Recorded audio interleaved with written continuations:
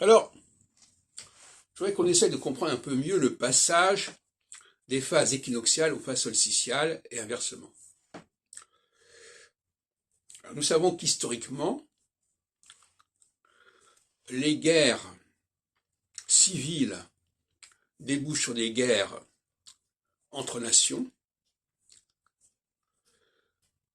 On le voit par exemple avec la France, dans les guerres de religion, où les nations étrangères, l'Espagne, l'Allemagne, l'Angleterre, ont pu intervenir dans les conflits internes. Et au Moyen-Orient, on sait que c'est aussi ce qui a pu se produire à différentes reprises. Donc,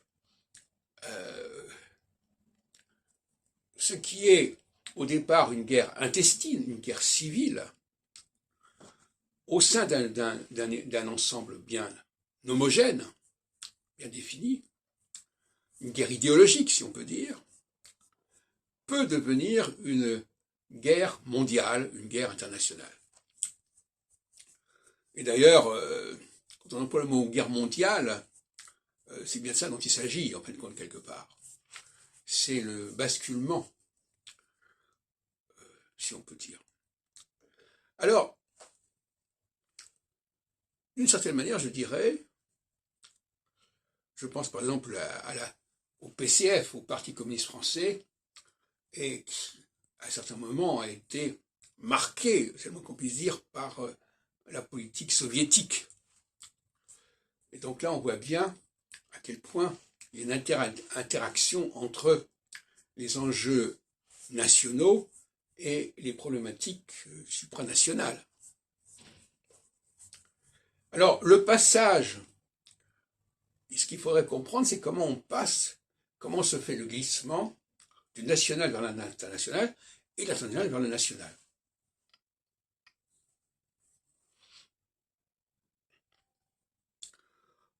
Je pense par exemple à l'astrologie, au débat que nous avons au sein de l'association, de la communauté française, et on sait par exemple qu'un certain nombre d'idées sont venues des États-Unis, comme par exemple ce qui vient de chez Rudyard. Même si Rudyard est en France et vient de France, il est quand même par définition le cheval de Troie américain en France notamment, avec Ruperti, avec un ensemble de astrologie humaniste, etc. Donc on voit bien que un clivage américain a pu impacter la France, entre autres, et d'une certaine manière, il y a aussi certaines questions françaises, comme par exemple les statistiques de Gauquelin, qui ont pu avoir un impact international. Ça fait partie aussi de l'histoire de l'astrologie, il y a parfois des clivages nationaux qui deviennent internationaux, et des clivages internationaux qui viennent nationaux. Ben oui, parce que ça va dans les deux sens. Donc, maintenant, comment le connecter avec la cyclologie? D'une certaine manière, si on considère que la solsticialité, c'est une confrontation entre nations,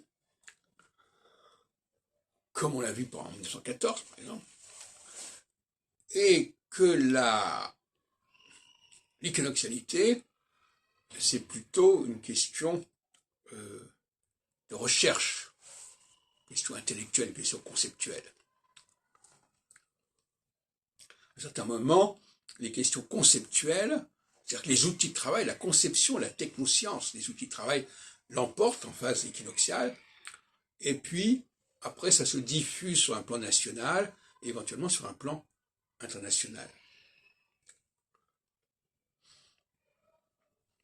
Restons-en là.